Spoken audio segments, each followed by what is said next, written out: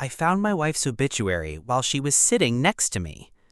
She was in the kitchen with one sock on and the other clinging to the hem of her pajama pants, humming the song that sticks in your head after commercials. The oven light made a pool around her hands as she slid a tray of oatmeal cookies in and set the timer with the neat certainty she uses for everything.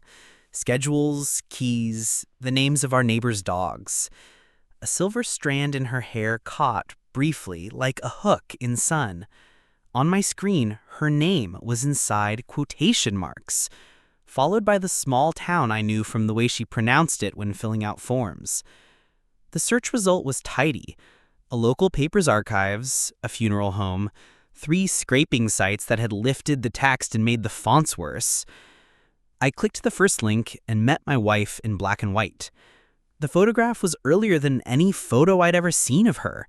Some friendly stranger's camera at a riding stable catching her half-turned with the bridle in her hand, laughing with her mouth closed. The caption said, Emily Hart, 1986-2012. A line below said she died unexpectedly Tuesday, which is how small-town papers veil the details they don't want to set in type. It listed things I knew and things I didn't. Love of horses, that was her. Volunteering at the shelter, that explained the steady hand she uses to coax terrified animals from carriers of the vet. Mother's name, Linda. I had heard it only once, spoken like a word with a sharp edge. Survived by her stepfather, Mark. New to me. The memorial service was at a church with white clapboard siding. Friends called her M, the paragraph said, which is what I call her when I need her attention from the other room, and what strangers shouldn't know. The timer on the oven beeped.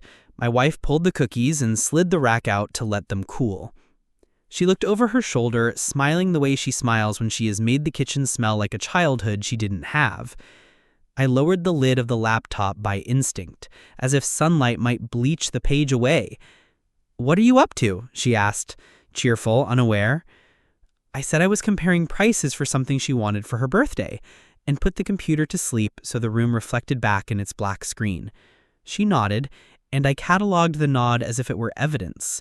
Trusting, busy, not a woman rehearsing a lie with her hands.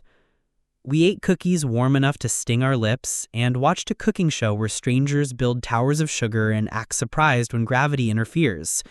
She fell asleep on the couch with her feet under my thigh. I watched the light move across her face and thought of the way obituaries flatten a person to ingredients.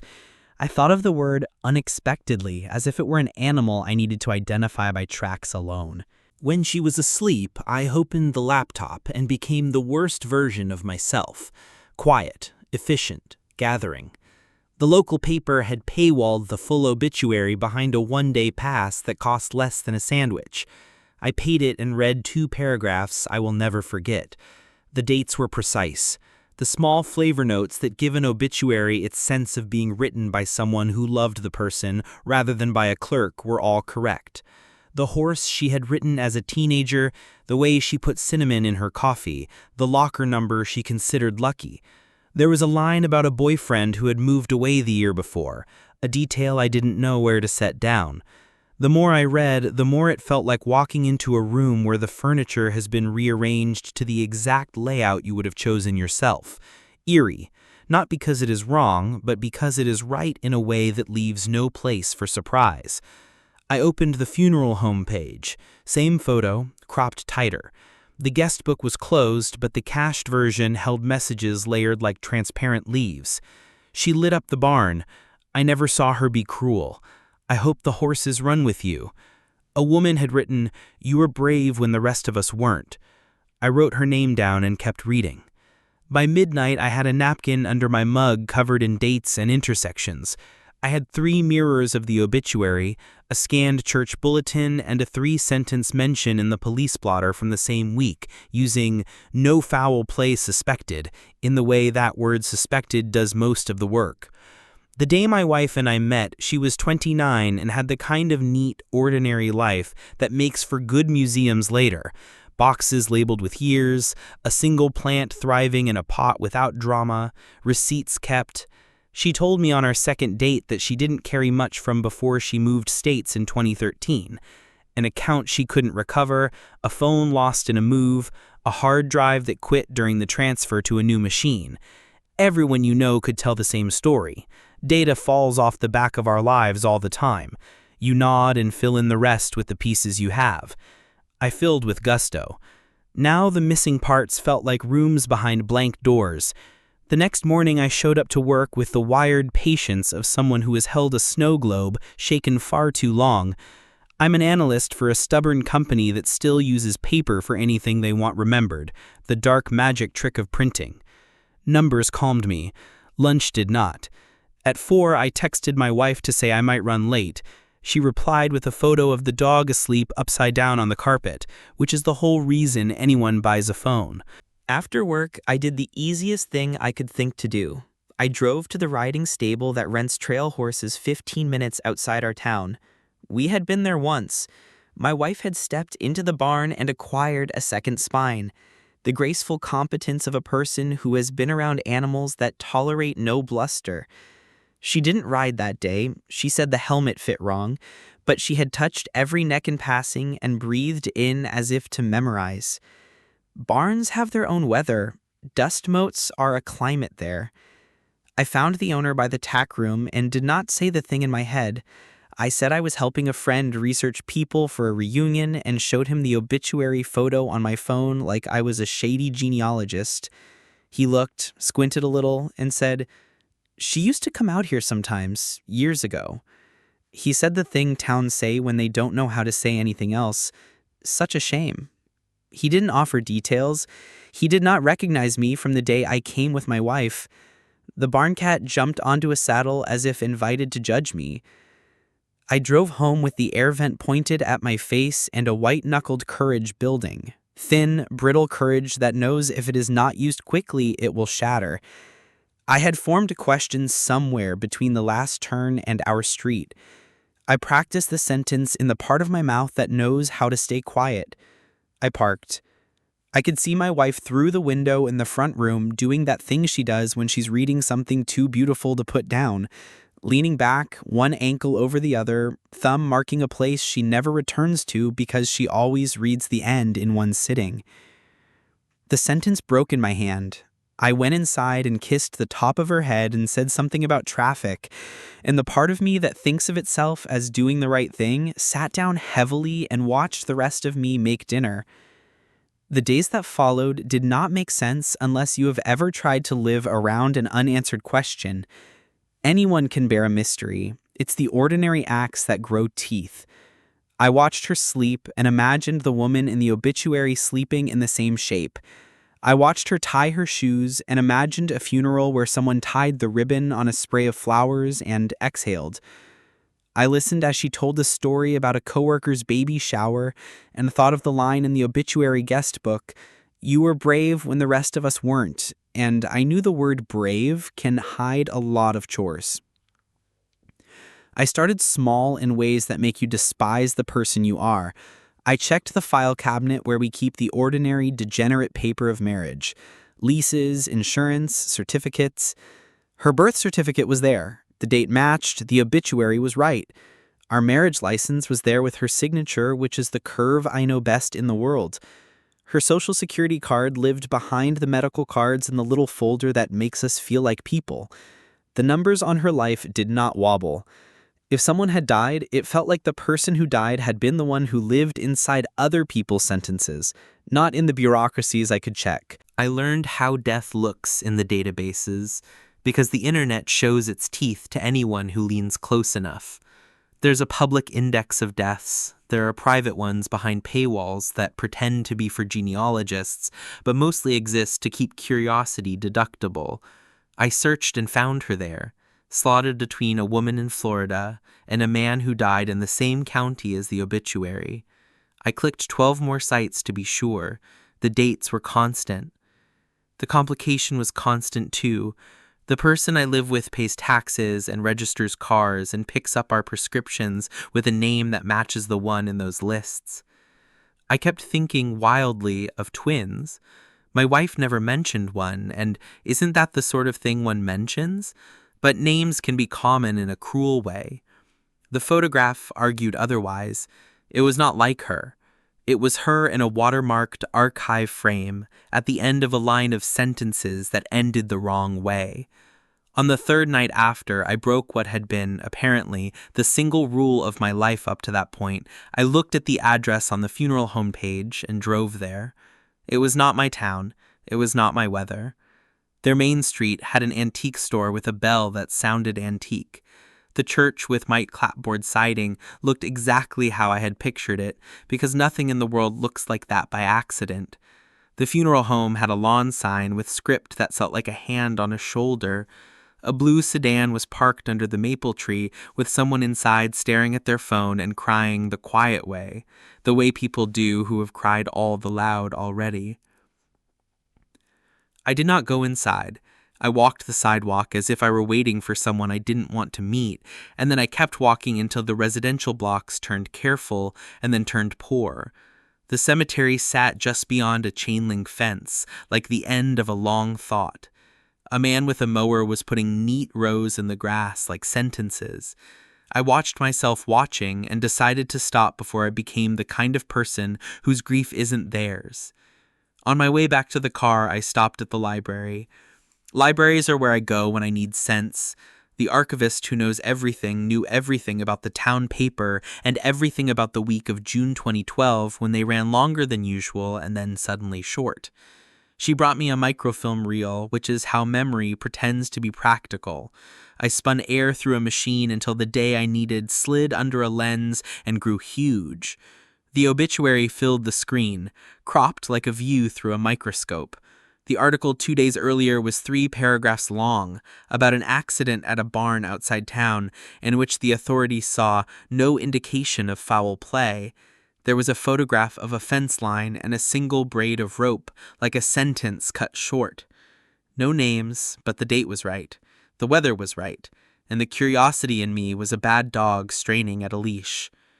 There is a point in every story when you have more than enough to act, and you decide whether you're the person who acts or the person who waits. I drove home with my hands at 10 and 2 and decided I would ask her that night. I rehearsed the kindest version. Start with my failure, my curiosity, use the words "I am frightened" rather than the words "you lied."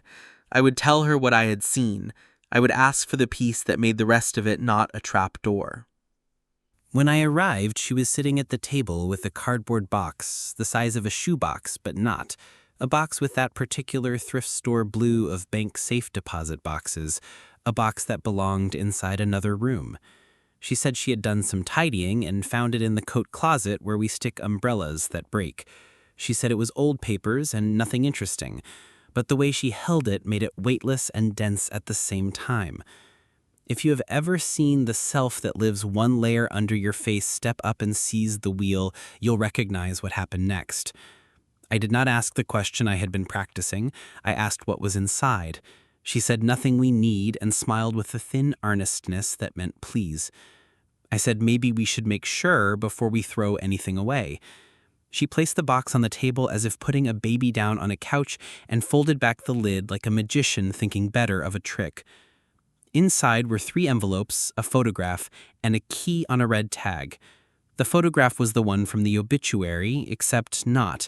The original, uncropped, bright at the edges where the newsprint version had gone gray. The envelopes had the tone of things that were supposed to survive a fire. The first had her handwriting and a date that was the month she moved across the country. The second had no handwriting at all, only the name of a church and a date that matched the obituary week. The third had the neat dotless script of a funeral home and a return address I knew from the map I'd studied until my eyes snapped. She did not stop me from opening the envelope with the church name. Inside was a bulletin with the hymn numbers circled in pencil and the order of service and the punted line "In celebration of the life of Emily Hart," above the photograph I had been carrying in my head all week. I held the paper and realized I had never touched my wife's early 20s in any way until that moment. The second envelope held a letter on bright white paper with words like arrangements and privacy and mutual understanding. It was signed in blue ink by someone whose title I had only seen in obituary footers. The first envelope, the one in her handwriting, contained a single page with 3 sentences. I left because staying would have killed me slower. If you need me, I am where the fences are painted white. Pick a new name for me and say it until I answer. I didn't speak. She didn't speak. Somewhere in the house, the fridge made the noise that means it is working exactly as intended. She reached for the key on the red tag, turned it over as if she could identify it by touch alone, and set it back in the box next to the photograph. The box was a small, polite engine in the middle of our table, humming on the least amount of fuel. I found my wife's obituary while she was sitting next to me. She was in the kitchen with one sock on and the other clinging to the hem of her pajama pants, humming the song that sticks in your head after commercials. The oven light made a pool around her hands as she slid a tray of oatmeal cookies in and set the timer with the neat certainty she uses for everything. Schedules, keys, the names of our neighbors' dogs. A silver strand in her hair caught, briefly, like a hook in sun. On my screen, her name was inside quotation marks, followed by the small town I knew from the way she pronounced it when filling out forms. The search result was tidy. A local paper's archives, a funeral home, 3 scraping sites that had lifted the text and made the fonts worse. I clicked the first link and met my wife in black and white. The photograph was earlier than any photo I'd ever seen of her. Some friendly stranger's camera at a riding stable catching her half-turned with the bridle in her hand, laughing with her mouth closed. The caption said, Emily Hart, 1986-2012. A line below said she died unexpectedly Tuesday, which is how small-town papers veil the details they don't want to set in type. It listed things I knew and things I didn't. Love of horses, that was her. Volunteering at the shelter, that explained the steady hand she uses to coax terrified animals from carriers of the vet. Mother's name, Linda. I had heard it only once, spoken like a word with a sharp edge. Survived by her stepfather, Mark. New to me. The memorial service was at a church with white clapboard siding. Friends called her M, the paragraph said, which is what I call her when I need her attention from the other room, and what strangers shouldn't know. The timer on the oven beeped. My wife pulled the cookies and slid the rack out to let them cool. She looked over her shoulder, smiling the way she smiles when she has made the kitchen smell like a childhood she didn't have. I lowered the lid of the laptop by instinct, as if sunlight might bleach the page away. "What are you up to?" she asked, cheerful, unaware. I said I was comparing prices for something she wanted for her birthday, and put the computer to sleep so the room reflected back in its black screen. She nodded, and I cataloged the nod as if it were evidence. Trusting, busy, not a woman rehearsing a lie with her hands. We ate cookies warm enough to sting our lips and watched a cooking show where strangers build towers of sugar and act surprised when gravity interferes. She fell asleep on the couch with her feet under my thigh. I watched the light move across her face and thought of the way obituaries flatten a person to ingredients. I thought of the word unexpectedly as if it were an animal I needed to identify by tracks alone. The world did not change to reflect my discovery. The lawn still grew. The company still asked for quarterly expectations. Our neighbors still fought in their garage and then stood in the driveway apologizing loudly. I stopped searching her name. I am not a hero for that. It was just a skill I didn't have until I needed it. When curiosity curled back up and went to sleep, love had more room. And yet the obituary had entered our house the way a sound enters a wall. You can learn to live with it. You will still hear it at night if you lean wrong. Some afternoons she would say she was going to the stables just to watch and return with hay dust in the cuffs of her jeans and the soft satisfaction of a person who has walked along the fence line and counted what was there to count. On the anniversary of the date in the church bulletin, she made cinnamon coffee and left a cup on the porch for an hour as the day warmed. She did not speak of it. The cup did the speaking. One night, late, the doorbell rang. A sound that makes everyone in a house belong to the same moment. On the porch was a small package with no return address. Inside was a plaque the size of a book cover that said, "For Emily, who chose a different country." The letters punched into the metal like stubborn nails. There was no note. We hung it inside the coat closet on the wall above the shoebox. When we put on our boots in winter, we read it without reading it. I cannot tell you how to live with a fact that doesn't fit the categories people prefer. I can tell you what I did, which is continue. When we applied for a mortgage, we used the name on the cards and the numbers in the right order, and the bank did not ask whether anyone had ever printed those numbers in a church bulletin next to a date with 2 hyphens. When we filed taxes, I wrote her name on the line where it requests the name of the person to whom you are married, and the government accepted our polite gift to the idea of society. When we adopted a dog, the contract said we would be responsible for him for the remainder of his life, and I signed for both of us, with the name I have said until she answers. A year later, the calendar reminder pinged on my phone like a friend clearing their throat. I asked her what she wanted to do with the box. She said, let it live in the dark, and then, after a breath, not forever. The next year, we took out the photograph and had a second copy made and put both in the frame on the mantel, one in front, one behind, a doubled life that belongs to the same person. We do not explain it to visitors. We do not explain it to ourselves. Explaining is sometimes a form of forgetting. Every so often, I receive an email from a genealogy site reminding me that my saved search has new results for Emily Hart in obituaries. I delete them the way you sweep a porch, not angry, only thorough. The local paper in the town with white fences redesigned their archive and broke the old links. The scraping sites still hum like vending machines in alleys. The funeral home has a new logo. The church bulletin still has the hymn numbers circled. Ink, once dry, remains the most arrogant technology. If you are looking for a moral, I only have this. A person can be alive in your house and dead on paper at the same time. And the alive part deserves your allegiance. We talk about moving on as if hearts were suitcases. We talk about closure as if doors shouldn't have hinges. My wife is not a riddle to be solved. She is a set of mornings. She is the way the dog's ears slant when she calls his name. She is the cinnamon on the coffee, which tastes like an argument won very gently.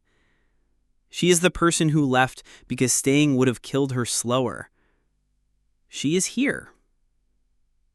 Sometimes, reading on the couch, she will angle her book toward the light, and I will see the scar I never asked about on her forearm pale and then reappear as the page turns. In those moments, I take the measure of the life we have built against the page that tried to end her and declare this an error worth keeping.